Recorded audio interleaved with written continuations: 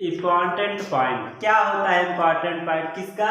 Roman numerals का important point देखते हैं। ठीक है, देखिए क्या है, IBXL CDM ओनली यूज, मतलब रोमन नंबर में जो आपका इंग्लिश का अल्फाबेट है, नंबर है, लेटर है, IBXL CDM ही यूज होता है। ओके, नेक्स्ट पॉइंट है ओनली IXCM रिपीटेड, केवल IXCM रिपीट हो सकता है और कोई नंबर रिपीट नहीं हो सकता है।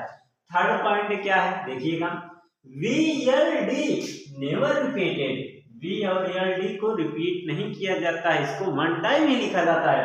नेक्स्ट है Roman number not repeated more than 3 times, मतलब रोमन नंबर आपको जो है 3 टाइम से ज्यादा कोई भी रिपीट नहीं हो सकता है। यही है रोमन नंबर का इंपॉर्टेंट पॉइंट। ओके,